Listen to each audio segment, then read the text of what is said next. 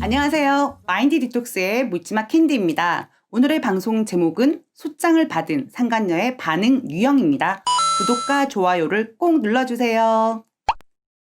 네, 여러분. 오늘은 먼저 상간녀 소장을 받은 후 상간녀의 반응하는 유형을 분류해서 간단히 말씀을 드리고 상간녀 소송을 통해서 상간녀가 떨어져 나가는 과정에 대해서도 설명을 하도록 하겠습니다. 먼저 소장을 받은 상간녀의 반응 유형. 첫 번째, 용서를 비는 유형.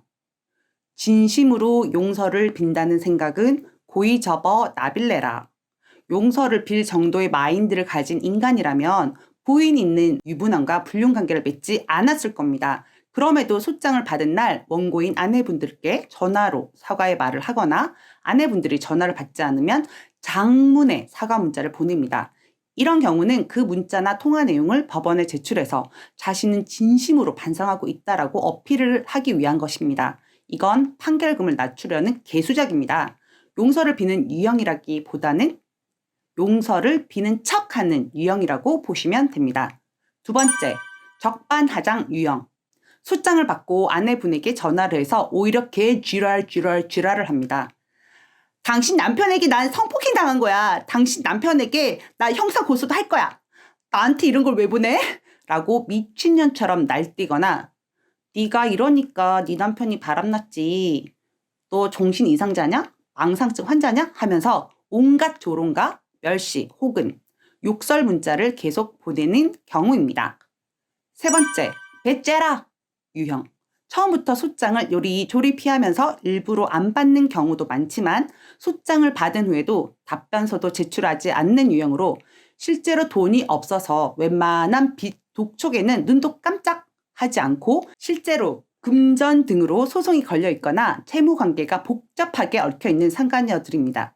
정말 무식하게 아무런 대응도 안 하고 그래봤자 내가 돈이 없고 안 주면 땡이지 뭐 라는 무식쟁이 중에 왕무식쟁이 유형들이라고 보시면 됩니다. 네 번째, 침묵으로 일관하는 유형. 소장을 받고도 특별하게 원고인 아내분들에게 다른 행동이나 연락을 하지 않으면서 조용히 변호사 선임하고 답변서를 제출합니다. 아내분들이 열받아서 연락해도 대응을 하지 않습니다.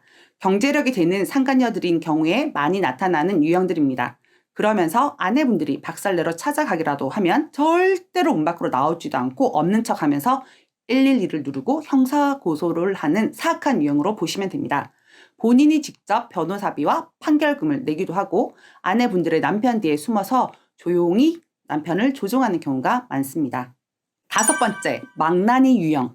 소장을 받고 직접 집으로 찾아와서 문을 두드리고 소리 지르면서 아내분들의 자녀에게도 알리고 다닌 학교에도 다 알리겠다고 협박까지 하는 미친 상간녀들도 있습니다.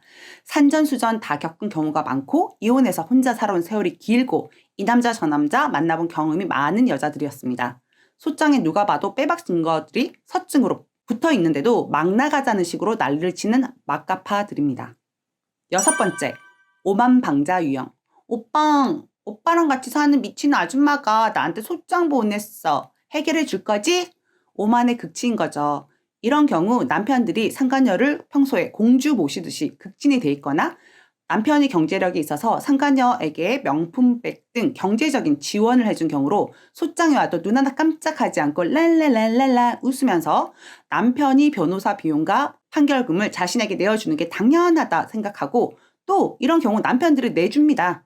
그리고 헤어지지 않고 만남을 이어가는 경우가 많습니다. 왜냐? 남편들이 지금 현재는 상간녀에게 아직은 심하게 빠져있는 상태이기 때문입니다. 그래서 오만방자한 겁니다. 네, 이렇게 6가지 유형으로 간단하게 나눠봤고요. 제가 이 과정들에 대해서 한번 말씀을 드리도록 하겠는데요. 아내분들 소송 망설이는 분들 꼭 들어주세요. 소장을 받고 답변서를 제출할 때 그 내용에 따라 상간녀의 의도를 파악하는 방송은 이미 진행한 적이 있는데요. 소장을 받았을 때 상간녀들의 첫 반응은 어떨까요? 내가 집에 있었어요. 아무것도 몰랐는데 소장이 탁 도착을 했어요. 그냥 단순합니다. 당황하지 말고 라고 해도 엄청 당황하게 되는 겁니다. 불안하고요. 남편이랑 이미 헤어진 상간녀라고 하더라도 상간녀 소장에 적힌 청구 금액 3,100원 청구 금액 3천만 100원 기함을 합니다. 뭐 더 많이 청구 금액이 있는 경우도 있죠.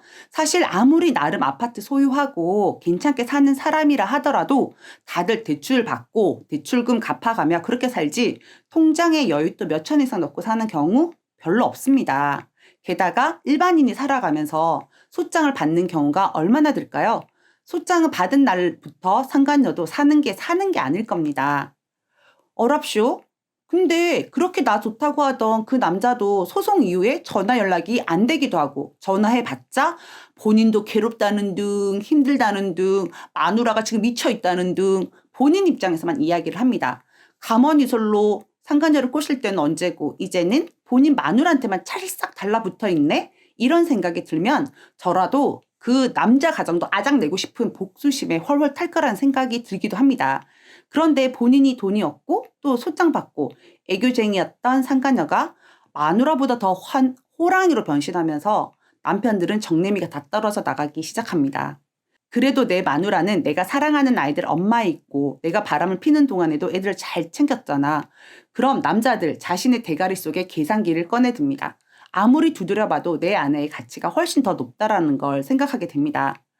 남편 새끼들 바람 들키면 원래 너랑 나랑은 안 맞았어. 블라블라블라블라. 그러면 바람 피기 전에 이혼을 미리 했었어야죠. 그게 아니라는 겁니다.